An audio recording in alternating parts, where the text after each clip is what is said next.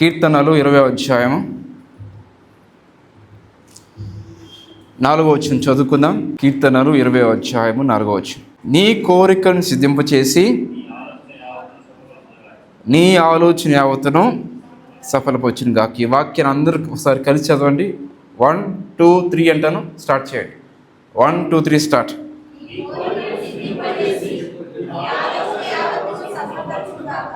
ఆమేన్.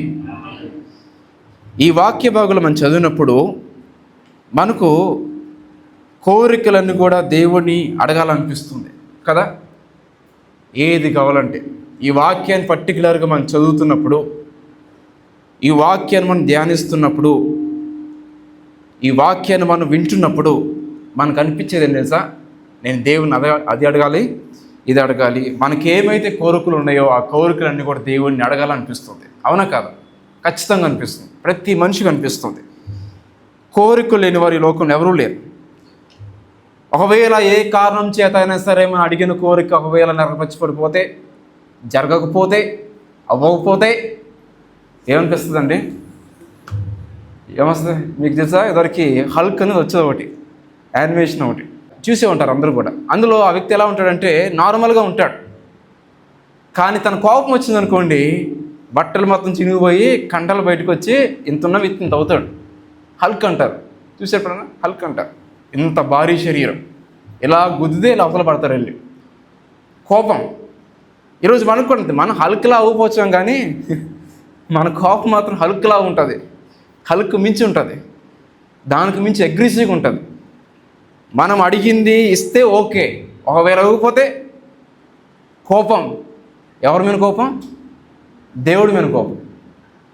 ఎందుకు దేవుడు నాకు ఇన్ని వాగ్దానం చేశాడు కదా, ఎందుకు నాకు ఇవ్వలేదు? ఇలా చాలామంది బాధపడుతుంటారు. దేవుడు నాకు ఫలానా వాగ్దానం చేశాడంటే, ఇదిగో ఈ ఎగ్జామ్లో పాస్ అవుతానని, లేకపోతే ఈ జాబ్ నాకు వస్తుందని, లేకపోతే ఎలా జరుగుతుందని. కానీ చివరికి అది రాలేదు కాబట్టి నాకు ఇంకా దేవుడితో సంబంధం లేదు అని చెప్పి వెనక్కి వెళ్ళిపోయిన చాలామంది ఉన్నారు. లేరా? మీకు తెలిసిన వాళ్ళు ఏమో లేరా? ఎందుకంటే ముందు మనము ఒకటి డిసైడ్ అయిపోతాం. ఏంటంటే నాకు ఇది కావాలి, ఇది చేస్తావా లేదా? చెయ్యి.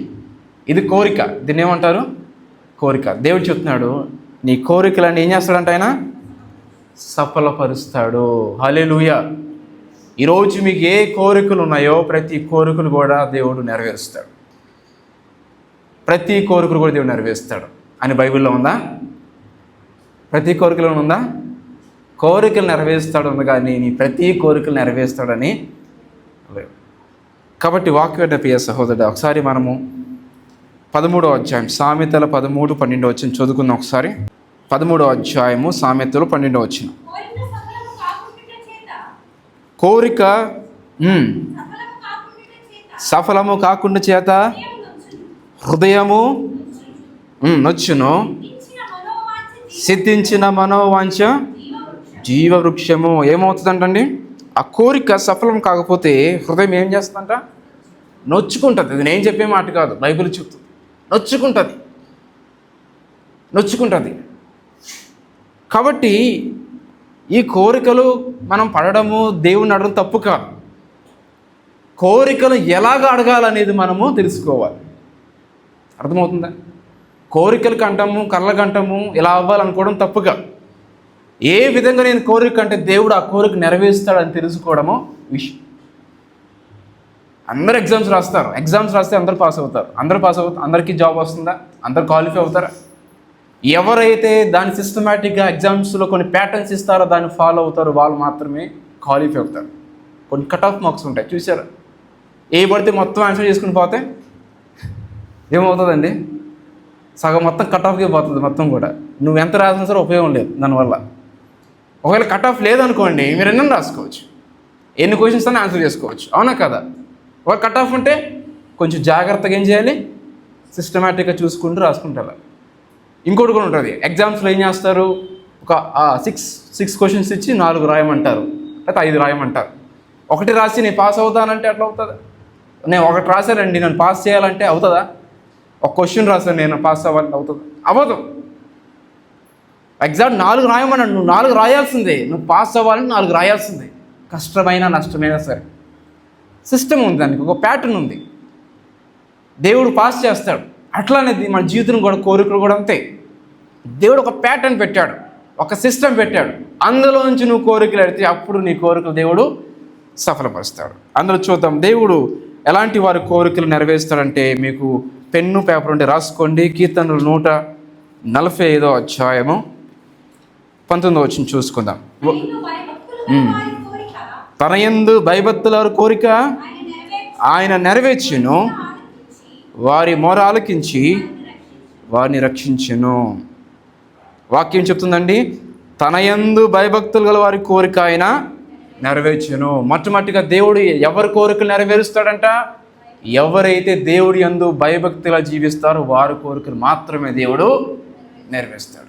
అంతేగాని నేను ప్రార్థన చేసుకుంటున్నానండి, లేకపోతే నేను చర్చికి వస్తున్నాను, నాకు దేవుడు తెలుసు, నాకు ఎప్పుడో బాగా పరిచయం ఉందనుకుంటే అవ్వదు. దీనికి సంబంధం లేదు. నువ్వు దేవుడికి 30 సంవత్సరాల నుంచి నీకు పరిచయం ఉన్నా సరే సంబంధం లేదు. ఇప్పుడు 30 సంవత్సరాల నుంచి తండ్రి ఉన్నాడు, తండ్రితో నువ్వు మాట్లాడట్లేదు, దానివల్ల ఉపయోగం ఉందా? ఉన్నా లేనట్టే. చాలామంది ఎక్కడో వేరే వేరే దేశాల్లో ఉంటారు, వాళ్ళ తల్లిదండ్రులతో మాట్లాడరు, వదిలేస్తారు, అనాథాశ్రయంలో లేకపోతే ఆ యొక్క వృద్ధాప్యంలో పడేస్తారు తల్లిదండ్రులను.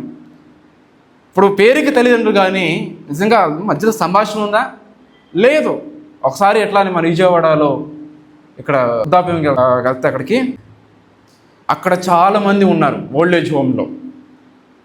వాళ్ళందరూ కూడా నార్మల్ పీపుల్ కాదు, వాళ్ళందరూ కూడా మంచి ఉన్నతమైన స్థాయిలో ఉన్నవాళ్ళు. వాళ్ళు ఒక్కొక్కరు చెప్పాలంటే హైదరాబాద్లో, పూణేలో, వేరే వేరే స్టేట్లో ఉన్నవాళ్ళు కూడా ఒక టైం వచ్చేసరికి తీసుకొచ్చి వాళ్ళు ఓల్డ్ ఏజ్ హోమ్లో పడేశారు. వాళ్ళ పిల్లలు ఎక్కడ ఉంటారో తెలియదు, ఏం చేస్తారో తెలియదు. అవసరం నెలకి వాళ్ళకి ఎంత అని వాళ్ళు ఆ డొనేషన్ చేస్తూ ఉంటారు ఎవరో ఒకళ్ళు, దాంతో వాళ్ళు సర్వే అవుతూ ఉంటారు. అందులో మనతో పాటు కొంతమంది సహోదరులు కూడా వచ్చారు. వాళ్ళతో మాట్లాడుతుంటే అర్థమవుతుంది వాళ్ళు పోనీ లేని వాళ్ళు అంటే కాదు, వాళ్ళకి అన్నీ తెలుసు, అన్నీ ఉన్నవాళ్ళే, కానీ వాళ్ళకి వాళ్ళ పిల్లలకి సంబంధం లేదు. తల్లిదండ్రులు ఉన్నారు, పిల్లలు ఉన్నారు, కానీ సంబంధము లేదు. ఈరోజు మనం కూడా దేవుడితో అలానే ఉంటున్నాం. పేరుకు దేవుడు ఉన్నాడు, తెలుసు, అన్నీ తెలుసు, కానీ దేవుడితో ఒక రిలేషన్ లేదు, దేవుడితో ఒక సంబంధం లేదు, దేవుడితో ఆ యొక్క మాట్లాడటం లేదు. నువ్వు దేవుడికి నీకు ఎంత తెలుసు అయినా సరే దేవుడితో నువ్వు మాట్లాడినప్పుడు ఎట్లాగా దేవుడు నీకు మధ్య సంబంధం ఉంటుంది? ఎలా ఉంటుందా? ఈ లోకంలో ఒక తండ్రితో ఒక తల్లితో నువ్వు మాట్లాడిపోతేనే సంబంధం తెగిపోతుంది కదా. అంటే పేరుకు ఉంటుంది తల్లిదండ్రులని, ఆ బాండ్ ఉండదు కదా, ఆ ఆప్యాయత ఉండదు కదా. నీకు ఏదైనా సహాయం వచ్చినప్పుడు టక్కని వాళ్ళు సహాయం చేయలేరు కదా, ఎన్ని సంవత్సరాలు ఇప్పుడు గుర్తొచ్చారు నీకు అని చెప్పి అంటారు. అలాంటిది మరి దేవుడితో మాట్లాడకుండా, దేవుడు వాక్యం చదవకుండా ఉంటే దేవుడు కూడా ఎట్లా చేస్తాడండి? చేస్తాడు. యాకోబు పత్రిక ఏముంటుంది? మీరు నా దగ్గరికి వస్తే అప్పుడు నేను మీ దగ్గరికి వస్తాను. నీ దగ్గరికి వస్తాను. మనిషి ఎంత కష్టపడడానికైనా ఇష్టపడతాడు, చనిపోవడం కూడా సిద్ధపడతాడు. చనిపోవడానికి ఒక చెప్పారు ఎట్లానే, వాళ్ళ నాన్నగారికి భయంకరమైన రోగం వచ్చిందట. వాళ్ళ కుమారుడు దేవుని ఎరిగాడు, ప్రార్థన చేస్తున్నాడు. అయితే వాళ్ళ కుమారుడు చెప్పాడు, ఏమని చెప్పాడంటే, నాన్న నువ్వు దేవుని తెలుసుకో, ఒకసారి చర్చికి రా, ఒకసారి ప్రార్థన చేసుకో, దేవుడిని స్వస్థపరిచిపోతే వదిలేసాయి అని చెప్తే ఆయన అన్నాడంట, నేను చనిపోతాను కానీ ప్రార్థన మాత్రం నేను చేసుకో. అది ఎంతవరకు కరెక్ట్ అండి? ఇప్పుడు ఒక రెస్టారెంట్ బాగుందంటే నువ్వు వెళ్తానే తెలిసేది, ఒక హాస్పిటల్ బాగుందంటే నువ్వు వెళ్తానే తెలిసేది, వెళ్ళకుండా ఇక్కడ ఫుడ్ బాగుంది, ఇక్కడ రెస్టారెంట్లో బాగుందంటే ఎలా తెలుస్తుంది? ప్రార్థన చేయకుండా, దేవుడిని అంగీకరించకుండా, దేవుడికి ఆ మొదటి స్థానాన్ని ఇవ్వకుండా, దేవుడు ఆ ప్రేమ ఏంటో మనకు ఎట్లా అర్థమవుతుంది? అంటే నష్టపోవడానికి ఇష్టపడుతున్నారు కానీ దేవుడి దగ్గర రావడానికి ఇష్టపడడం లేదు. నువ్వేదైనా చెప్పుగా నాకు ప్రార్థన గురించి నాకు దగ్గర ఎత్తద్దు అంట. ప్రార్థన గురించి నా దగ్గర ఎత్తద్దు అంట. చూడండి, దేవుడు మన కోరికలను నెరవేర్చాలంటే ముందు మనం దేవుడికి అందుబాటులో ఉండాలి. ఒక వ్యక్తి మీకు ఏదైనా మీకు ఏమైనా ఇవ్వాలి, గిఫ్ట్ ఇవ్వాలి అన్నా, మీకు ఏదైనా సహాయం చేయాలి, మీరు అందుబాటులో ఉండాలి. మీకు కాలేజ్ ఫీజు, మీకు ఏదైనా ఫీజు కడతా అని చెప్పి ఒక వ్యక్తి మీకు అనుకున్నాడు, మీ పట్ల జాలి కలిగి, అతను మీకు అందుబాటులో ఉండాలి. మీరు దూరంగా ఉంటారా? ఫోన్ చేస్తే ఫోన్ కట్ చేయడము, మెసేజ్ చేస్తాను చూసి రిప్లై అయిపోవడము చేస్తే ఏం చేస్తాడు? నాయన ఇలాంటి వాడికి నేను సహాయం చేసినా అవి చెప్తా, ఏ ఉపయోగం లేదు కాబట్టి వేస్ట్ అనుకుంటాడు. ఒక మనిషి అనుకునే మాట అది. మరి దేవుడు అనుకోడు అట్లా. నేను పిలుస్తుంటే రాడు, నాతో మాట్లాడు, వస్తాడు, జాబ్కి వస్తాడు, పని చేసుకుంటే వెళ్ళిపోతాడు, మళ్ళీ వస్తాడు, మళ్ళీ నాతో సంభాషణ ఉండదు, కనీసం నేను ఎలా ఉన్నాను అడగడు, నాతో మాట్లాడు, నా మాటలు వినడు, చదవడు, ప్రార్థన చేసుకోడు, నా కోసం జీవించాడు, నేను ఎలాగ చేయాలి అనుకుంటాడు. దేవుడు కోరుకునేది, దేవుడు మన కోరికలను నెరవేర్చాలంటే మనం దేవుడి యందు భయభక్తులు కలిగి మనము జీవించాలి. చాలామంది అంటారండి, దేవుడి యందు భయభక్తులు జీవించడం అర్థం ఏంటని అడుగుతారు. సామెతలు 8వ అధ్యాయము 13 చూసుకుందాం. భయభక్తులు అంటే భయపడడం కాదండి. దేవుడు అంటే దేవుడు చర్చి రాకపోతే నాకు శాపం వచ్చిద్దేమో, అది జరిగిద్దేమో, ఇది కాదు. దీన్ని భయం అంటారు. అది భయభక్తులు కాదు. భయభక్తులు చూద్దాం. 8వ అధ్యాయము 13 వచనం.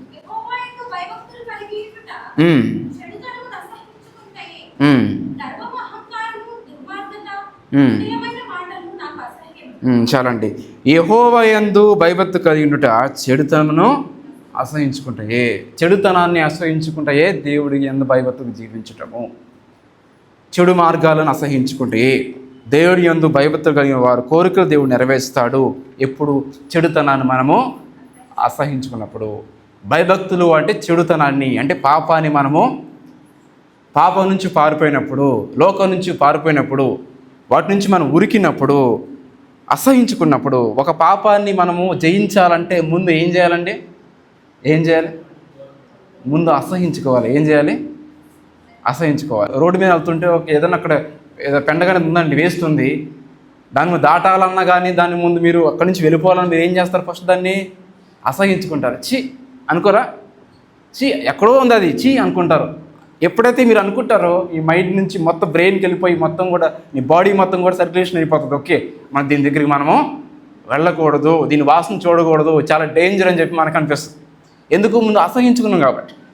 ఏదైనా ఒక పాపాన్ని మనం జయించాలన్నా, చెడుతనాన్ని అసహించుకోవాలన్నా, దాని నుంచి పారిపోవాలన్నా ముందు దాన్ని అసహించుకోవాలి. చీ అనుకోవాలి. చీ ఇది నాకు వద్దు, చీ ఇది నేను చేయను అని ఎప్పుడైతే మనలో ఆ స్వభావం వస్తుందో అప్పుడు మన చెడుతనాన్ని మనము అసహించుకోగలం. అట్లానే ఆ చెడుతనాన్ని అసహించుకున్నప్పుడు మనం దేవుడి యందు భయభక్తులుగా జీవించుట అని అర్థం. అలాంటి వారి కోరికలు దేవుడు ఏం చేస్తాడంట? నెరవేరుస్తాడు. అలా మన బైబిల్ చూస్తే యోబు గ్రంథంలో 19వ అధ్యాయంలో 26-27 వచనం. ఇలాగూ నా చర్మము చీకిపోయిన తర్వాత శరీరంతో నేను దేవుణ్ణి చూచెదను, నా మటుకు నేను చూచెదను, మరి ఎవడునూ కాదు, నేనే కనులారా ఆయనను చూచెదను. చాలండి తాత. అదే యోబు గ్రంథము 1వ అధ్యాయంలో ఏముంటుంది యోబు గురించి? 1వ అధ్యాయం 1వ వచనం. ఊజు దేశమందు యోబు ఒక మనుషుడు ఉండెను, అతడు యథార్థవంతుడు, దేవుని యందు భయభక్తులు కలిగి చెడుతనాన్ని విసర్జించిన వాడు. చూసారా? ఇక్కడ బైబిల్లో మనకి యోబు మనకు కనబడుతున్నాడు. యోబు చెడుతనాన్ని అసహించుకున్నాడు, పాపాన్ని అసహించుకున్నాడు, లోకాన్ని అసహించుకున్నాడు. తను దేవుడి యందు భయభక్తిగా జీవించాడు. తన మాట యందు కానీ, చూపు యందు కానీ, తలంపుని దేని యందు కూడా తను దేవుడికి వ్యతిరేకంగా ఎక్కడ కూడా జీవించలేదు. తను దేవుడి యందు భయభక్తిగా జీవించాడు. ఎవరు? యోబు. తన జీవితంలో అన్నీ కోల్పోయాడు. ఆస్తి కోల్పోయాడు, పిల్లలు కోల్పోయాడు, కుమారులు కోల్పోయాడు, అన్నీ కోల్పోయాడు. అన్నీ కోల్పోయిన తర్వాత, ఆ ఆరోగ్యం కోల్పోయిన తర్వాత, సమస్తం కోల్పోయిన తర్వాత ఒంటరివాడు అయిపోయాడు, ఒంటరిగా మిగిలిపోయాడు. దేవుడిని వదిలిపెట్టాడా? తర్వాత ఏదైతే కోల్పోయాడో రెండంతలో దేవుడు మరలా తనని ఆశీర్వదించాడు. అడిగిన దానికంటే దేవుడు మరింత ఎక్కువగా దేవుడు అతనికి ఇచ్చాడు. ఎందుకంటే యోబు దేవుడి యందు భయభక్తులు కలిగి జీవించాడు కాబట్టి, చెడుతనాన్ని అసహించుకున్నాడు కాబట్టి. ఈరోజు దేవుడు అదే కోరుకుంటున్నాడు. మనము దేవుడి యందు భయభక్తులుగా జీవిస్తే, భయభక్తులు అంటే భయం కాదు, దేవుడిని రాకపోతే కొడతాడేమో. కొంతమంది ఇలానే అనుకుంటారు, చర్చికి రాకపోతే దేవుడు శాపం వచ్చిద్దేమో, లేకపోతే ఆ వాక్యం వినకపోతే ఏం జరుగుతుందేమో. అంటే నష్టం వస్తుంది కదా అని దేవుడు శపించాడు. దేవుడు ఎవరిని శపించాడు? ఆయన ఎవరిని కూడా ఆయన శపించాడు. ఆయన అందరికీ కూడా మంచి చేయాలని చూస్తాడు, కానీ ఎవరిని కూడా ఆయన శపించాడు. నరకను కూడా దేవుడు ఎవరు చేశాడు? నరకం మన కోసం చేశాడా? సాతాను అనుసరికి చేశాడు. కానీ ఎవరైతే ఇప్పుడు ఒక వ్యక్తి దొంగతనం చేశాడు అనుకోండి, ఆ ఆ వ్యక్తి వెంబడించే వాళ్ళని కూడా పట్టుకొని జైలు వేస్తారా? వేస్తారా? ఒక్కడినే వేస్తారా? ఒక వ్యక్తిని ఏమైనా కొట్టారండి, ఆ గుంపులో అందరినీ తీసుకొని జైలు వేస్తారా? పట్టుకుంటారు వాళ్ళందరినీ. ఇది కూడా అంతే. సాతాను వాడు దొంగ, వాడిని ఎవరైతే వెంబడిస్తారో, ఆ పాపానికి లోకానికి ప్రేరేపిస్తారో వాళ్ళని కూడా తీసుకెళ్ళి ఎక్కడ వేయాలి? మరి ఇప్పుడు దేవుడు న్యాయమంతుడు కాబట్టి నరకంలో వేయాల్సిందే, అంతే కదా. మరి దేవుడు న్యాయమంతుడే కదా. ఎందుకంటే సాతాను చేపిస్తున్నాడు ఇదంతా కూడా. వాడు తప్పు చేస్తున్నాడు. వాడిని ఎవరైతే అనుసరించి వాడి ప్రకారం జీవిస్తారో, దొంగతనం చేస్తారో, సినిమాలు చూస్తారో, లేకపోతే బూతులు తిడతారో, వాడిని తిడతారో, వీళ్ళని తిడతారో, పాపానికి చోటిస్తూ ఉన్నారు, తాగుడని, సిగరెట్ అని, మందు అని, గుట్కా అని, కైనీలని, అక్రమ సంబంధాలని, వ్యభిచార, జాగ్రత్త, పాప, వీటి చోటించినప్పుడు ఏం చేస్తున్నట్టు? సాతాన్ని అనుచరులకు ఉన్నట్టు కదా, వాడు ఆలోచన తీసుకుంటున్నట్టు కదా. వాడిని నరకంలో పడేస్తే ఖచ్చితంగా మనం కూడా పడేస్తాం. అందుకే దేవుడు చెప్తున్నాడు, నరకం మన కోసం చేయలేదు, వాడి కోసం చేస్తుంది. ఎవరైతే వాడిని అనుసరిస్తారో ఖచ్చితంగా వాళ్ళతో పాటు నరకానికి వెళ్ళాల్సిందే. అందుకే దేవుడు చెప్తున్నాడు, నేను వచ్చాను ఈ లోకానికి వచ్చి మీకు మార్గాన్ని నేను ఏర్పరిచాను. ఎందరైతే నా మాటలు విని నా వైపు తిరుగుతారో మీకు నరకం నుంచి నేను విడిపించి మిమ్మల్ని పరలోకానికి నేను మిమ్మల్ని ఇస్తానని చెప్పి దేవుడు చెప్తున్నాడు. నా యందు విశ్వసించిన వాడు నిత్య జీవాన్ని పొందుకుంటాడు అని ప్రభు చెప్పాడు. కాబట్టి ఎవరైతే దేవుడు యందు భయభక్తిగా జీవిస్తారో వాళ్ళ కోరికలను దేవుడు నెరవేరుస్తాడు. అలానే బైబిల్లో చాలా ఉదాహరణలు ఉన్నాయి. యేసేపు అనే వ్యక్తి ఉన్నాడు. యేసేపు కూడా దేవుడి యందు భయభక్తిగా జీవించాడు. చూడండి, అది కూడా చూద్దాం ఒకసారి. ఆదికాండము 39వ అధ్యాయం 9వ వచనం. నీవు ఆయన భార్య అయినందున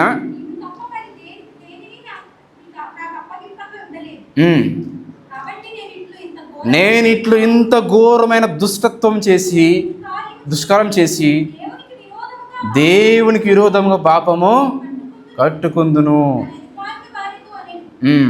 చూడండి, అక్కడ యేసేపు మనం చూస్తున్నాం. ఒక బానిసగా వెళ్ళాడు, తను నమ్మకంగా పనిచేస్తున్నాడు. తీసుకొచ్చి దేవుడు ఎక్కడ పెట్టాడంటే పోతీఫర్ ఇంట్లో పెట్టాడు. ఒక మంచి పనివాడుగా, ఒక మంచి ఆఫీసర్ అంతా చూసుకునేవాడు, ఓవర్సీర్ ఆఫీసర్ అంటారు, చూసుకునేవాడుగా ఆఫీసర్గా పెట్టాడు. అందులో అన్ని అధికారం కూడా పోతీఫర్ ఇచ్చాడు. నువ్వు లేకుండా ఈ ఇంట్లో ఏది కూడా, ఏ పని కూడా జరగదు. ఆ విధంగా చెప్పినప్పుడు మరి యేసేపు చెప్పినట్టుగా అన్ని జరుగుతుంది, అంత బాగానే ఉంది, వీళ్ళంతా చూసుకుంటున్నాడు, ఆఫీస్ అంతా చూసుకుంటున్నాడు. ఆ దేవుడిని ఎప్పుడైతే భయభక్తిగా జీవిస్తున్నాడో పోతీఫర్ భార్య కానీ ఎవరైనా పడింది? యేసేపు మీద పడింది. ఒక్కసారి మనకు బైబిల్లో 1-2 సార్లు కనబడుతుంది. ఒకసారి హిస్టరీలోకి వెళ్తే ఒకసారి 2 సార్లు కాదు, అనేక సార్లు పోతీఫర్ భార్య యేసేపును శోధించినట్లుగా ఉంటుంది. ఒక్కసారి కాదు, 2 సార్లు కాదు, అనేక సార్లు శోధిస్తున్నప్పుడు అనేకసార్లు తప్పించుకొని వెళ్ళేవాడు.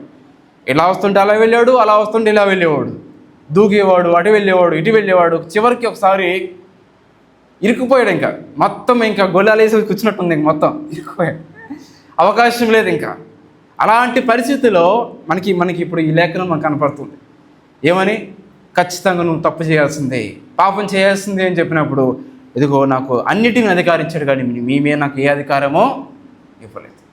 ఇంత ఘోరమైన పాపము, దుష్కార్యం నేను ఎలాగ చేస్తాను? ఇంత భయంకరం పాపం నేను ఎలా చేస్తాను? నేను చేయను అని చెప్పి అక్కడి నుంచి ఏం చేస్తాడు? సైలెంట్ కూర్చుంటాడా? ఏం చేస్తాడండి? పారిపోతాడు, కిటికీలు వెళ్ళిపోతాడు. ఇంకా ఆ పారిపోతున్నప్పుడు ఆ షర్టు బని ఉండి చూసారా, అది కూడా చినిగిపోతుంది, అది కూడా ఊడిపోతుంది. చివరికి తీసుకొచ్చి అంత దేవుడి కొరకు జీవించాడు, అంత పరిశుద్ధంగా జీవించాడు, అంత పవిత్రంగా జీవించాడు. చివరికి దొరకాల్సింది ఏంటిది? ఏం దొరకాలి? చివరికి ప్రతిఫలం దొరకాలి. తీసుకెళ్ళి ఆడేశారు, మళ్ళా జైల్లో పడేశారు. ఎందుకు? నిందలు వేసింది, ఇతనే తప్పుడుగా నా మీద ప్రవర్తించాడని చెప్పి తప్పుడు నిర్ణయాలు వేసి యేసేపుని చివరికి చెరసాల్లో దేవుడు విడిచిపెట్టాడు. ఏమైంది? తగిన కాలం ముందు దేవుడి కార్యం చేసి ఆ ఫరోకి కల వచ్చేలా చేసి, ఆ ఫరో వచ్చిన కల యొక్క భావము, అర్థము మొత్తం వివరించి చెప్పిన తర్వాత దేవుడు తన ఆ దేశానికి ప్రధానమంత్రిగా హెచ్చించాడు. ఎందుకు జరిగింది? తనకి ఎప్పుడో దేవుడు చూపించాడు కళని. ఇదిగో నేను అందరినీ ముందు కూడా నమస్కరిస్తారు, అందరు కూడా దగ్గరికి వస్తారు, ఒకరోజు నువ్వు అందరూ కూడా హెచ్చుగా ఉంటావు, అనేక మంది చూసి నువ్వు ఇలాంటి వాడువా, దేవుడిని ఇంత గొప్ప దీవించాడని చెప్పుకుంటారని చెప్పినప్పుడు ఆ కోరిక తనలో ఉంది. ఎప్పుడు దేవుడు నెరవేరుస్తాడు. కానీ ఎప్పుడైతే యేసేపు దేవుడు ఎందుకు భయభక్తిలో జీవించాడో, పాపా నుంచి దూరంగా పారిపోయాడో, అప్పుడు దేవుడు తన ప్రధానమంత్రిగా హెచ్చించాడు. కాబట్టి చాలామంది అనుకుంది అంటే దేవుడు నా కోరికలు నెరవేర్చట్లేదు అంటే, మనము దేవుడి యందు భయభక్తిలో జీవిస్తే ఖచ్చితంగా దేవుడు మన కోరికలను దేవుడు నెరవేరుస్తాడు. ఒకవేళ ఆయన కోరికను అది ముందుకు వెళ్ళడం లేదంటే ఎక్కడో మనలోని ఫాల్ట్ ఉందని, ఎక్కడో చోట మనము ఏసేపులాగా పారిపోకుండా ఉండిపోతున్నామేమో, లొంగిపోతున్నామేమో అది మనం గ్రహించాం. కాబట్టి ఎప్పుడైతే మనం భయభక్తిలో జీవిస్తామో అప్పుడు దేవుడి కార్యం మన పట్ల జరుగుతని వాక్యం సెలవిస్తుంది. రెండోది చూద్దాం. 1 రాజులు 3వ అధ్యాయం 4వ వచనం చదువుకుందాం.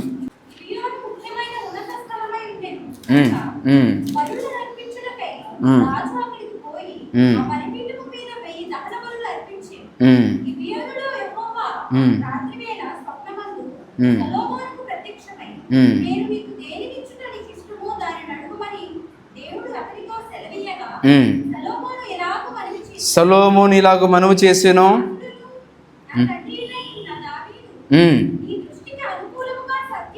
నీ దృష్టికి అనుకూల సత్యమును యథార్థమైన మనసు గలవాడై ప్రవర్తించిన కనుక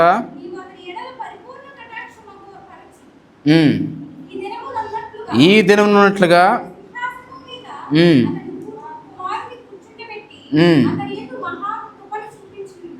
నా దేవా యెహోవా, నీవు నా తండ్రి అయిన దావీదు బదులుగా నీ దాసుడైన నన్ను రాజుగా నియమించు.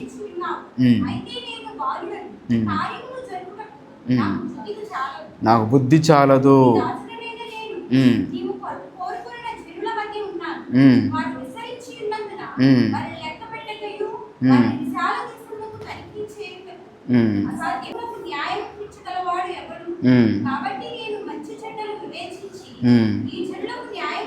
నీ జనులకు న్యాయం తీర్చుటకు నీ దాసుడే నాకు వివేకములు నాకు హృదయము దయచేయి. ఏమడుతున్నానండి? ఇక్కడ తనకు రాజు అయ్యాడు, మీకు బాగా తెలుసు. రాజు అయిన తర్వాత ఆ దేశాన్ని పరిపాలించడానికి తనకి ఏం కావాలి? తనకి అవసరాలకు ఎన్నో ఉన్నాయి అవసరాలు. ఒక వ్యక్తి చీఫ్ మినిస్టర్ కానీ ప్రైమ్ మినిస్టర్ అయిన తర్వాత ఏం కోరుకుంటాడండి? సెక్యూరిటీ ఫస్ట్ కోరుకునేది ఏంటిది? సెక్యూరిటీ. దాని తర్వాత కార్లు, దాని తర్వాత దానికి సంబంధించినవి అన్నీ కూడా ఆర్థికంగా అన్ని విషయాలు కూడా చూసుకొని అప్పుడు ముందుకు వెళ్తారు. అట్లానే తిను ఒక రాజు అయ్యాడు. ఏం కోరుకోవాలి? రథాలు కోరుకోవాలి, గుర్రాలు కోరుకోవాలి, డబ్బులు కోరుకోవాలి, జయం కోరుకోవాలి, ఇంకేం కోరుకోవాలి? ఆస్తి కోరుకోవాలి, ఇంకా భార్యను రకరకాలు కోరుకోవాలి. ఏం కోరుతున్నాడు? దేవా నాకు ఇవన్నీ కాదు, బుద్ధి వివేకములు, అంటే నీ యొక్క జనులను పరిపాలన చేయడానికి నాకు బుద్ధి వివేకము జ్ఞానము నాకు దయచి, జ్ఞానం దయచి అని అడుగుతున్నాడు. అంటే ఏం అడుగుతున్నాడు? అవసరమైంది అడుగుతున్నాడు. అన్నీ అడగడం లేదు. ఏమడుగుతున్నాడు? అవసరం. దేవుడు ఎవరి కోరిక నెరవేరుస్తారంటే మొదటగా ఎవరైతే దేవుని యందు భయభక్తులు జీవిస్తారో. మనం దేవుడి యందు భయభక్తులు జీవిస్తే నీకు జాబ్ కాదు కదా, దేవుడు నిన్ను తీసుకెళ్ళి ఎక్కడో నిన్ను నిలబెడతాడు. నీ వివాహం దేవుడు ఘనంగా జరిగిస్తాడు. సమస్యల నుంచి విడిపించి నీకు సహాయం చేస్తాడు.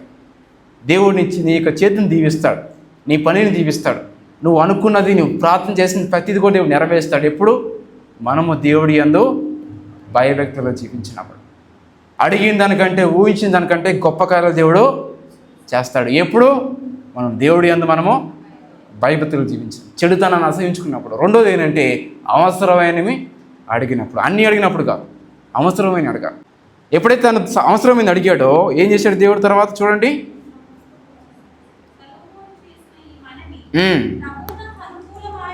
ప్రభువుకి అనుకూలమైన కనుక దేవుడు ఇలా సెలవిచ్చాను, ఐశ్వర్యను నీ శత్రువు ప్రాణం అడగక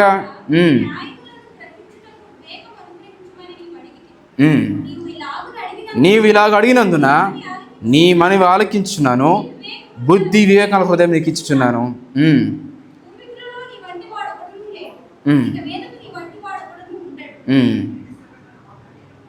మరియు నీవు ఐశ్వర్యమును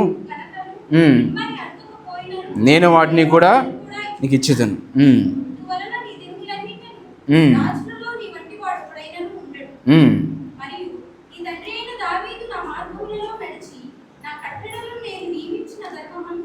గైకున్నట్లు నీవు నడిచి వాటి గైకునేలా నీవు దీర్ఘాయుష్యవుతానని తను ఒకటి అడిగాడు, దేవుడు ఏమిచ్చాడు? దాంతోపాటు సమస్తాన్ని కూడా దేవుడు అనుగ్రహించాడు. ఏమడిగాడు? తన జ్ఞానం అడిగితే దేవుడు ఐశ్వర్యం ఇచ్చాడు. ఇంకేమిచ్చాడు? బుద్ధి వివేకం నుంచి ఫస్ట్ అడిగింది అది ఇచ్చాడు. తర్వాత ఏమిచ్చాడు? ఐశ్వర్యం ఇచ్చాడు, ఘనతని ఇచ్చాడు. నీ వంటి వాడిని ఒకడు కూడా ఇంకా లేడు ఇంకా చెప్పి దేవుడు అంత స్థాయిని దేవుడు తనకి తన కాలంలో ఎలాంటి యుద్ధాలు కూడా లేవు. ప్రశాంతమైన జీవితం. ఏమడిగాడు? అవసరమైంది అడిగాడు.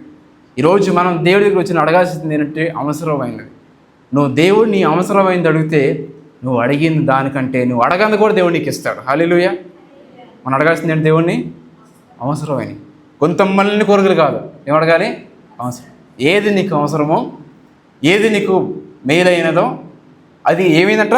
ఆ ప్రార్థన యెహోవాకు అనుకూలమో ఆయన. ఈరోజు నువ్వు అడిగే కోరిక దేవుడికి అనుకూలంగా ఉండాలి, దేవుడికి ఇష్టడుగా ఉండాలి, అనుకూలంగా ఉండాలి. అంతేగాని నాకు పక్కన కారు కనపడింది, నాకు BMW కారు కావాలి, నాకు ఈఫిల్ టవర్ కావాలి, నేను కళ్ళు మూసుకలు తిరంగానే ఫ్రాన్స్ వెళ్ళిపోవాలి, ఇటలీ వెళ్ళిపోవాలంటే ఏం కోరికలు అవి? పిచ్చి కోరికలు అవి. అలాంటి కోరిక నెరవేరుస్తాడా? నేను పొద్దున్న కల్లా బిలియన్ అయిపోవాలి, లేకపోతే ఒక ఛానల్ స్టార్ట్ చేసినప్పుడు, యూట్యూబ్ ఛానల్ చేసినప్పుడు కానీ ఈరోజు స్టార్ట్ చేసి వచ్చే వారం కల్లా నాకు మిలియన్స్ మంది సబ్స్క్రైబర్స్ రావాలి. పిచ్చి కోరికలు అవన్నీ కూడా. ఎట్టవుతుంది? అవ్వదు. హార్డ్ వర్క్ చేయాలి, కష్టపడాలి, చదవాలి, రాయాలి, అన్నీ ఉంటాయి. దాంతోపాటు మనం అవసరమైంది అడిగినప్పుడు దేవుడు ఇస్తాడు. అంతేగాని కొంతమంది చెప్తూ ఉంటారు వాళ్ళు ఎక్కడో కోరికలు. ఒక సహోదరు చెప్పారు ఏంటంటే ఆమె ఇండియాలో ఉంది, ఎక్కడో దేవుడు చూపించాడంట. ఎక్కడ చూపించాడంట? ఆఫ్రికాలో చూపించాడంట ఒక అబ్బాయిని పెళ్లి చేసుకోవాలి. అవుతుందండి అది? జరిగే కార్యమేనా? అమ్మ నీకు విశ్వాసం ఇండియాలో దొరకలేదమ్మా, నీకు ఆఫ్రికాలో దొరికాడు. మీకు ఆఫ్రికాలో దగ్గర అప్ప ఇంకెక్కడ కనపలేదు మీకు? లేదు బ్రదర్, నాకు ఆఫ్రికాలో చూపించాడు దేవుడు, ఆఫ్రికాకి వెళ్ళమన్నాడు. మీకు వీసా ఉందా? లేదంట. పాస్పోర్ట్ లేదంట. చదువుకున్నారు? లేదంట. ఎలా వెళ్తారు మరి? పోనీ మీకు వీసా మీకు ఏమైనా ఉండి మరి చదువుకుంటే ఓకే, మీరు వెళ్ళి చదువుకోవడానికి వెళ్తారా? మీరు అక్కడ అవుతుంది అనుకోండి. వీసా లేదు, పాస్పోర్ట్ లేదు, చదువుకోలేదు, జాబ్ లేదు. ఆఫ్రికా ఎలా చేసుకుంటారు? చివరికి ఇండియా ఆయనతో పెళ్ళి అయింది. అవి ఏం కోరికలు? అవి పిచ్చి కోరికలు. అవి అది మనం అనుకునే కోరికలు అట్లా కాదు. అది వాక్యానుసారంగా ఉండాలి, ఆ వాక్యానుసారంగా అవి ఉండాలి. కాబట్టి అవసరమైన అడగకూడదు, కానీ అనవసరమైన అడగకూడదు. అవసరమైన కోరికలు మాత్రమే మన దేవుని మనము అడగాలని వాక్యం సెలవిస్తుంది. ఎప్పుడైతే మనం అవసరమైన అడుగుతామో దేవుడు ఏం చేస్తాడంటే అప్పుడు వాటిని మనకు అనుగ్రహిస్తాడు. అది దేవుడికి అనుకూలంగా ఉండాలి. ఈరోజు నువ్వు ఏం ప్రార్థన చేసినా సరే నీ ప్రార్థనకు దేవుడు జవాబు ఇవ్వాలంటే, నీ ప్రార్థనకు దేవుడు జవాబు ఇచ్చి నేను హెచ్చించాలంటే నువ్వు దేవుని అవసరమైన మాత్రమే నువ్వు అడగాలి. అడుగు, మేలేంది అడుగు. ఏమడగాలి? దేవా నీ నీతిని, నీ రాజ్యాన్ని వెతకాలని అడుగు. నీకు నేను దగ్గరగా ఉండాలని అడుగు. ఒక క్వశ్చన్ అడుగుతాను, ఏమండి? ఎప్పుడు అడుగుతూ ఉంటాం అందరిని, ఏమని? మీకేం కావాలి? బెంజ్ కారు కావాలా? బెంజ్ ఆనర్ కావాలా? ఎవరు కావాలి మీకు? ఎవరు కావాలండి? బెంజ్ కారు కావాలా? బెంజ్ ఆనర్ కావాలా? బెంజ్ కారు వద్దా? ఎందుకు చెప్పాలి? ఎందుకు వద్దు బెంజు? కారు ఉంటే బాగానే ఉంటుంది, మళ్ళీ పాడైపోతే అంతే. ఇంకా అది నీకు బెంజ్ ఆనర్ నీతో ఉంటే, దాన్ని తయారు చేసిన వాడు నీతో ఉంటే, దాన్ని సృష్టించిన వాడు నీతో ఉంటే, అలాంటి బెంజులు ఇన్ని చేయగలడు. ఎన్ని చేయగలడు? కానీ ఈరోజు మనుషులు దేవుడి దగ్గర రావడం లేదు, దేవుడు కార్యాల దగ్గర వెతుకుతున్నారు. అందుకే దేవుడు కూడా ఒకసారి ఏం చేస్తాడంటే, మనం దేవుడి దగ్గర వచ్చి అడుగుతున్నప్పుడు వీళ్ళు నిజంగా నా కోసం వచ్చారా, లేదంటే వీళ్ళు చేసే ప్రార్థన కోసం వచ్చారా అనుకో, దేవుడు అది కూడా దేవుడు టెస్ట్ చేస్తాడు. ఇప్పుడు ఒక జాబ్లో టెస్ట్ చేస్తాడు. ఈ లోకంలో జాబ్కి అన్ని టెస్టులు పెడితే దేవుడు మీకు టెస్ట్ పెట్టడా? తప్పకుండా పెడతాడు. అందులో మనం పాస్ అవ్వాలి. ఎందుకు వస్తున్నాం? మనం ఏదైనా ప్రార్థన చేస్తున్నప్పుడు అవసరం కోసం వస్తున్నామా, లేదంటే దేవుడి కోసం వస్తున్నామా? అందుకే చాలామంది వాళ్ళ అవసరం వచ్చిన తర్వాత మళ్ళీ దేవుడిని మర్చిపోతారు, విడిచిపెడతారు. అప్పుడు దేవుడు ఎంత బాధపడతాడు తెలుసా? ఎంత బాధపడతాడు? ఆ బాధ మీకు తెలియాలంటే ఎవరైనా మీకు 10 లక్షలు డబ్బులు ఇవ్వండి, ఇచ్చిన తర్వాత వాళ్ళు మీతో మాట్లాడిపోతే మీకు ఎంత బాధ ఉంటుందో చెప్పండి నాకు వచ్చి. అంతకంటే ఎక్కువ బాధ ఉంటుంది దేవుడికి. అరే నేను వీళ్ళకి ఇన్ని మేలు చేశాను కదా, ఇన్ని కాదు, కానీ కనీసం వాళ్ళు నేను గుర్తే లేదని. అట్లా ఎన్నో ఉత్సాహాలు జరుగుతూ ఉంటాయి. ఎంతోమంది ఇట్లా యుఎస్ వెళ్ళాలని, యూకే వెళ్ళాలని ప్రార్థన చేసుకుంటూ అడుగుతూ ఉంటారు. అట్లా ఎంతోమంది ప్రార్థన చేస్తున్నప్పుడు చాలామంది వాళ్ళు వెళ్ళి నమ్మకంగా ఉన్నారు. కానీ కొంతమంది మాత్రము మేము దేవుడి కోసమే జీవిస్తాము, దేవుడేమో సర్వస్వము, దేవుడే మాకు అని చెప్పేవాడు. అమ్మో వీళ్ళకి ఎంత భక్తి ఉందంటారా బాబు అనుకున్నవాడు. ప్రార్థన చేసేవాళ్ళు వాళ్ళకి అవ్వదు, వీళ్ళకి పాసిబిలిటీ లేదు, వీసా పాసిబిలిటీ లేదు, వీళ్ళకి పాస్పోర్ట్ సంబంధించిన అన్ని కూడా కొన్ని ప్రాబ్లమ్స్ ఉన్నాయి, వీళ్ళు వెళ్ళడానికి లేదు, కొన్ని పాయింట్స్ తక్కువ అయిపోయాయని చెప్పి అక్కడ ఉన్న వాళ్ళు ఇంటర్వ్యూస్లో ముందుకు వెళ్తున్నారు, కానీ వాళ్ళు ఏదో ఒక అడ్డం పెట్టేసి వదిలేస్తున్నారు, వెళ్ళడం లేదు. సర్టిఫికేట్స్ మీకు కొన్ని ఒరిజినల్ కావాలి, అది లేదు ఇది లేదు, ఏదో కారణం చేత వాళ్ళు ముందుకు పంపించడం లేదు. మీరు ప్రార్థన చేసుకోండి, మీ జీవితం దేవుడికి సమర్పించుకోండి. ఇస్తామన్నా సినిమా మానేస్తామన్నా, దేవుడి కోసం జీవిస్తామన్నా అని చెప్పి నిబంధనలు చేశారు. అయిపోయింది, నిబంధన చేశారు, దేవుడు కార్యం చేశాడు అద్భుత రీతిగా. ఎవరైతే అవ్వదు అన్నారో వాళ్ళు యూఎస్ఏ వెళ్ళిపోయారు, ఇతర దేశాలు వెళ్ళిపోయారు. అక్కడికి వెళ్ళిన తర్వాత కూడా దేవుడు మంచి జాబ్ ఇచ్చాడు, అంతా బాగానే ఉంది, అంతా అయిపోయిన తర్వాత దేవుడిని మర్చిపోయారు. మళ్ళా అదే ఆ ప్రొఫైల్స్లో మళ్ళీ సినిమా పాటలు, మళ్ళీ అవే స్టేటస్లు, మళ్ళీ అవే పాత బుద్ధి అన్నీ మళ్ళీ మొదలైంది మొత్తం. అసలు దేవుడు అనే పదమే లేదు. అప్పుడు దాకా దేవుడు వాక్యం ఉండేది భయం, ఇప్పుడు ఆ వాక్యం కూడా తీసి ఇంకా పూర్తిగా లోకాంతరంగా వెళ్ళిపోయారు. చివరికి ఏమైపోయిందంటే జాబు కోల్పోయారు. చివరికి వాళ్ళకు రోగం వచ్చి మళ్ళీ ఇండియాకి కూర్చున్నారు. దేవుడు ఊరుకుంటాడా? ఊరుకోడు. దేవుడు మనల్ని, అందుకే దేవుడు ఏం చేస్తాడు, పరీక్షిస్తాడు. వీళ్ళు నా కోసం వస్తున్నారా, కార్యం కోసం వస్తున్నారు. కాబట్టి మనము దేవుడి కోసం రావాలి, సృష్టికర్త కోసం రావాలి. ఈ సృష్టికర్తను మనం అంగీకరించినప్పుడు, ఈ సృష్టికర్త సహవాసం కలిగి ఉన్నప్పుడు నీకు ఏం కావాలా దేవుడు నీకు అన్నీ కూడా దేవుడు నీకు అనుగ్రహిస్తాడు. నీకు జాబ్ కావాలా ఇస్తాడు, వివాహం కావాలా చేస్తాడు, ఆర్థిక సహాయమా ఇస్తాడు, నీకు మార్గాలు ఓపెన్ చేస్తాడు. మార్గాలు మొత్తం కూడా మూసివేయబడినా సరే దేవుడు నీకు ఖచ్చితంగా మార్గాన్ని ఓపెన్ చేస్తాడు. అట్లా ఎన్నో సాక్ష్యాలు ఉన్నాయి. దేవుడికి సమస్తము కూడా సాక్ష్యమే. కానీ మనం ఏమి అడుగుతున్నాము అనేది మనము పరిశీలన చేసుకోవాలి. దేనికోసం మనం దేవుడి దగ్గర అంగలాచుతున్నాము? మొదట నా నీతిని, నా రాజ్యాన్ని వెతుకుడి, అప్పుడు మీకు అవన్నీ కూడా అనుగ్రహించబడన్నాడు దేవుడు. కాబట్టి వాక్యాన్ని ప్రియ సహోదరు, ఈరోజు మనం కూడా అవసరమైన దేవా, నీ నీతిని వెతుకుతాం, నీ రాజ్యాన్ని వెతుకుతాను, నువ్వు ఖచ్చితంగా నాకు జాబ్ ఇస్తావు, ఖచ్చితంగా నా వివాహం జరిగిస్తావు, ఖచ్చితంగా నా కోరిక నెరవేరుస్తావు, నాకు తెలుసు, నో డౌట్ అందులో. కానీ నాకు నువ్వు కావాలి, నేను నీతో మాట్లాడాలి, నువ్వు నాతో మాట్లాడు అని చెప్పి నువ్వు ఎప్పుడైతే ఆ నిబంధన కలిగి ఉంటావో, దేవుడి కోసం జీవిస్తావో, అప్పుడు దేవుడు నీ కోరికలను నెరవేరుస్తాడు. అప్పుడు మన కోరికలు నెరవేరుస్తాడు. అంతేగాని మనము దేవుణ్ణి ఎందు భయభక్తులు జీవించిపోతే, సరైనది అడగపోతే మన కోరికలు దేవుడు నెరవేర్చాడు. ఇందులో ఏ డౌట్ లేదు. మనం కీర్తనలు 107వ అధ్యాయము 28వ యెహోవాకు మొరపెట్టిరి, ఆయన వారి ఆపదల నుండి వారిని విడిపించింది. చూస్తే ఇక్కడ ఈరోజు దేవుడు మన కోరిక నెరవేర్చాలంటే మనం దేవుణ్ణి ఆశ్రయించే వారుగా మనము ఉండాలి. నీకు కష్టం వచ్చినప్పుడు, నీకు బాధ వచ్చినప్పుడు ఎవరి దగ్గరికి వెళ్ళాలి? దేవుడి దగ్గరికి వెళ్ళాలి. ఈరోజు నువ్వు దేవుని ఆశ్రయిస్తే దేవుని కోరిక నెరవేరుస్తాడు. అలానే సామెతలు 28వ అధ్యాయము 19 కూడా చదువుకుందాం. సామెతలు 28వ అధ్యాయము 19.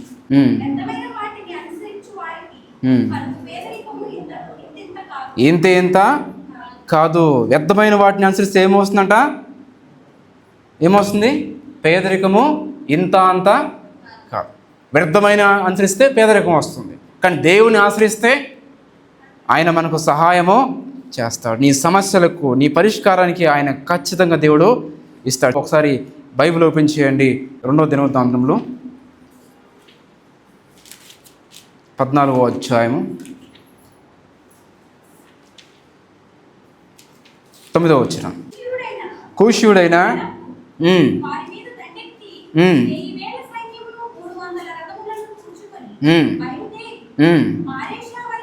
మారేష వరకు రాగా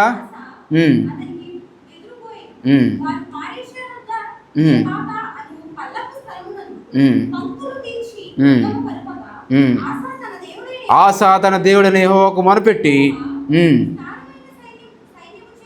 ఓడిపోకుండా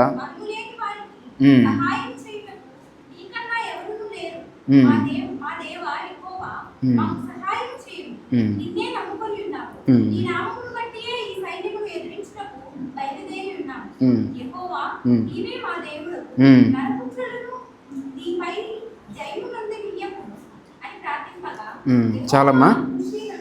చూస్తే అక్కడ 9వ వచనంలో ఏముంది? కూషీయుడైన జెరహు వారి మీద దండెత్తి 1000 సైన్యము 300 రథములు కూర్చుకొని బయలుదేరి ఎక్కడికి వచ్చారంట? మనిషి వరకు రాగా. ఇక చూస్తే ఇక్కడ కూషీయుడైన జెరహు అనే వ్యక్తి ఎంతమంది తెలుసా?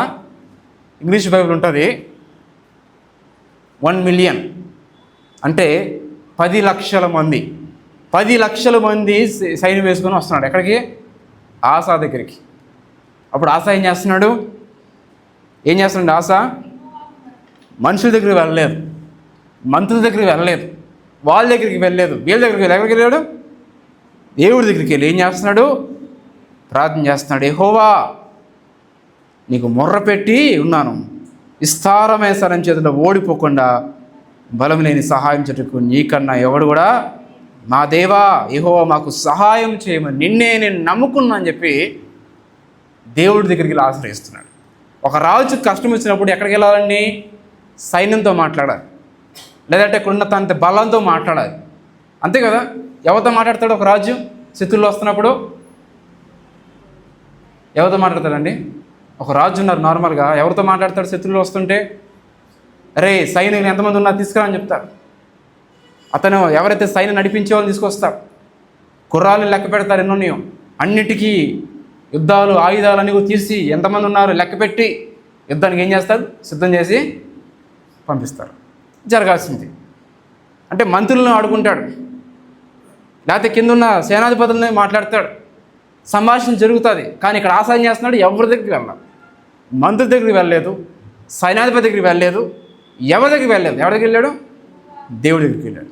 దేవుడి దగ్గరికి వెళ్ళి దేవుని ఆశ్రయించాడు. దేవా నాకు సహాయం చేయి, నా దేవానికి నేను మొరపెట్టి ఉన్నాను, విస్తారమైన సైన్యం చేతులు ఓడిపోకుండా బలం లేని వారికి సహాయం చేయటకు నీకన్నా ఎవరినో, మా దేవా యెహోవా మాకు సహాయం చేయం, నిన్నే నమ్ముకుని ఉన్నాము, నీ నామం బట్టి సైన్యం ఎదిరించుటకు బయలుదేరి ఉన్నాము. దేవుడిని ఆశ్రయిస్తున్నాడు, దేవుడికి ప్రార్థన చేస్తున్నాడు. 1 మిలియన్ 10 లక్షల మంది వస్తున్నారు అనగానే ఎంత భయం వేస్తుందండి? భయపడి పారిపోవాలి. కానీ దేవుడి దగ్గరికి వెళ్ళి ప్రార్థన. బహుశా ఆ చుట్టుపక్కల అందరికి వచ్చి ఈ రాజుకి పిచ్చి పట్టిందో ఏంటి, అరే అంతమంది 10 లక్షల మంది వస్తున్నారు అనగానే వచ్చి సైన్యంతో మాట్లాడకుండా, మాతో మాట్లాడకుండా ఎక్కడికి వెళ్తున్నాడు? దేవాలయానికి వెళ్ళి దేవుడికి ప్రార్థన. వీళ్ళు అన్నాడు ఎవరు నా దగ్గర రావద్దు అంటున్నాడు, వెళ్ళి ప్రార్థన చేసుకుంటున్నాడు. చూశారు? కానీ దేవుడు ఏం చేశాడు చూడండి. 2వ దినవృత్తాంతం అదే 14వ అధ్యాయంలో 11వ వచనం.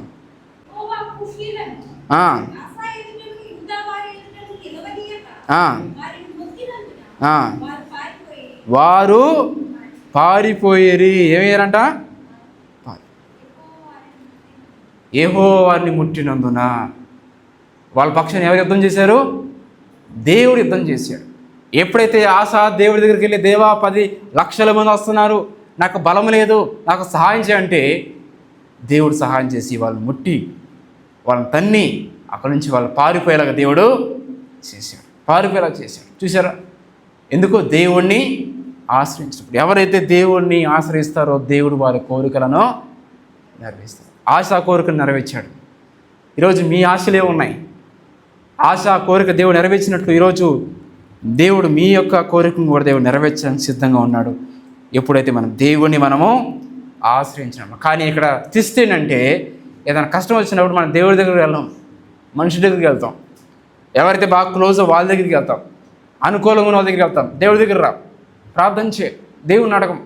ఎప్పుడైనా బాగా హీనంగా వెళ్ళిపోయేసరికి అప్పుడు దేవుడు అంటాం, కానీ మన దేవుడి దగ్గరికి రా. అందుకే మనకు సహాయం లేదు.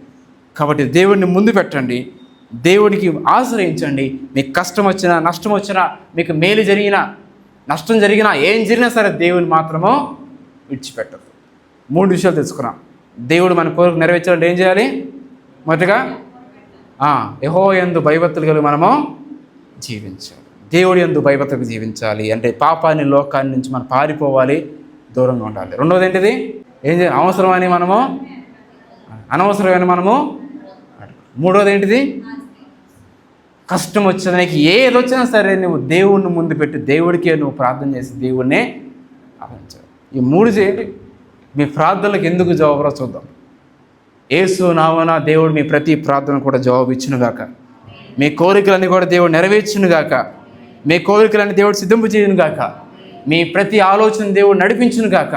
మీరు దేనికోసమైతే ప్రార్థన చేస్తున్న ప్రతి ప్రార్థన కూడా త్వరలో జవాబు వచ్చునుగాక. ప్రార్థన చేసుకుందాం.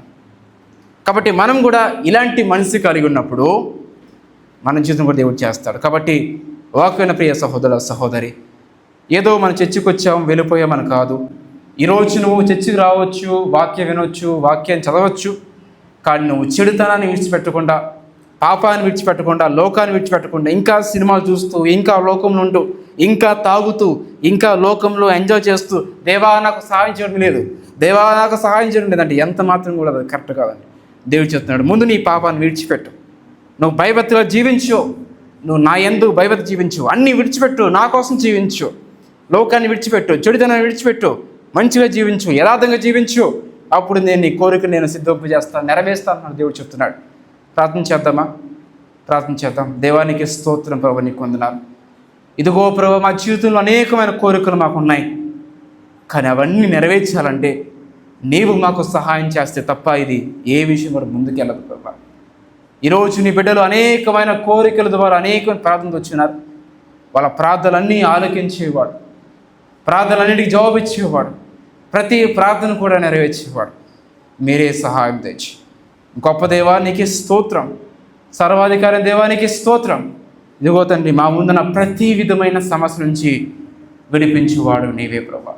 నీ బిడ్డలు దేనికోసం అయితే ప్రార్థన చేస్తున్నారో యేసు క్రీస్తు నామమున వారు చేసిన ప్రతి ప్రార్థన కూడా జవాబులు వచ్చును గాక. వాళ్ళ ప్రార్థనలకు జవాబు వచ్చును గాక. అద్భుతమైన కార్యం జరిగించి. ఇది మనుషులకు అసాధ్యమే కానీ నీకు సమస్తం సాధ్యమే. దేవా, నువ్వు ఏదైనా చేయగల సరస్వతి గల దేవుడు ప్రభు. తండ్రి, ఇదిగో ప్రభు, నీ బిడ్డలు విడిచిపెట్టేవాడు కాదు నాయన. వాళ్ళ హృదయాలు ఎరిగినవాడు, వాళ్ళ తలంపులు ఎరిగినవాడు. వాళ్ళ ప్రార్థనలు మీరు ఆలకించి, వారు దేనికోసం అయితే ప్రార్థనలు చేస్తున్నారు, దేని నిమిత్తమైతే నేను వెతుకుతున్నారు, దేని నిమిత్తమైతే నేను గోచాడుతున్నారు, ప్రతి ప్రార్థన కూడా నెరవేర్చండి. అందరూ కూడా మీ రైట్ హ్యాండ్ పైకెత్తండి. అందరూ ప్రార్థన చేద్దాం. అందరూ కూడా రైట్ హ్యాండ్ పైకెత్తండి. మన జీవితం దేవుడికి సమర్పించుకుందాం. ఇదిగో దేవా, నా జీవితం ప్రభువా, నా తలంపులు, నా జీవితం అన్ని నిశ్చితలో పెడుతున్నాను. నాకు నీకంటే ఈ లోకంలో ఏది ముఖ్యం కాదు. నీకంటే నాకు ఈ లోకంలో నాకు ఏది వద్దు. నాకు నీవు మాత్రమే నాకు కావాలి. అది ఒక్కటే అడుగు చూడు దేవుణ్ణి. దేవుడు నీకు అద్భుతమైన ద్వారాలు తెరుస్తాడు. దేవుడిని మోసమైన ప్రతి ద్వారా దేవుడు తెరుస్తాడు. నువ్వు జాబ్ కోసం పరిగెత్తగా జాబ్ నీ వెనకాల పరిగెత్తలా దేవుడు చేస్తాడు.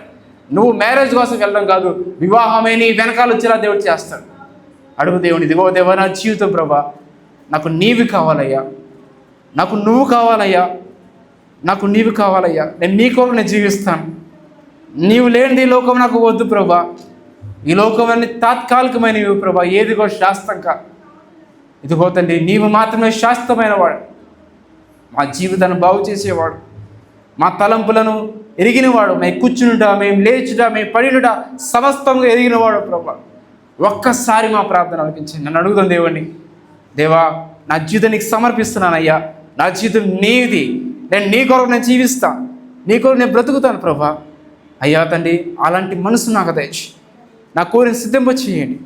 నేను నీ యందు భయభక్తితో జీవించే బిడ్డగా చేయండి. ప్రతి అనారోగ్యం విడిపించి స్వస్థపరచండి. చేసే ప్రతి ప్రార్థనకు జవాబు దయచేయండి. మీరే మాకు సహాయం దయచినాడు దేవ. ఎవరైతే నీ బిడ్డల చేతులైతే ప్రార్థన చేస్తున్నారో వాళ్ళు చేసే ప్రతి ప్రార్థన కూడా జవాబు అనుగ్రహించి నీ యందు భయభక్తిగా జీవించే బిడ్డగా చేయండి. లోతుని రక్షణ మారుమనసు దయచి, చెడుతను ఆశ్రయించుకునే వారుగా సహాయం తెచ్చి, నిన్ను ఆశ్రయించేవారుగా సహాయం తెచ్చి, నీకు మొరపెట్టేవారుగా సహాయం తెచ్చి, వాళ్ళ ప్రార్థన ఆలకించి వాళ్ళు చేసే ప్రతి ప్రార్థన కూడా జవాబు అనుగ్రహించి నీ కొరకు జీవించి బిడ్డగా చేయండి. దేని నిమిత్తమైన ప్రార్థన చేస్తారు వాళ్ళ ప్రార్థనలు అన్నీ నెరవేర్చి వాళ్ళ ప్రార్థనని జవాబు అనుగ్రహించి అనారోగ్యం ముట్టి స్వస్థపరచండి, బాగుపరచండి. విన్న వాక్యాన్ని వజీతులు ఫలింప చేయండి. 30 60 100 ఫలాన్ని పొందుకున్న వారుగా సహాయం అనుగ్రహించమని దీవించమని యేసుక్రీస్తు నామమున అడిగి వేడుకుంటున్నాం తండ్రి. ఆమేన్, ఆమేన్, ఆమేన్.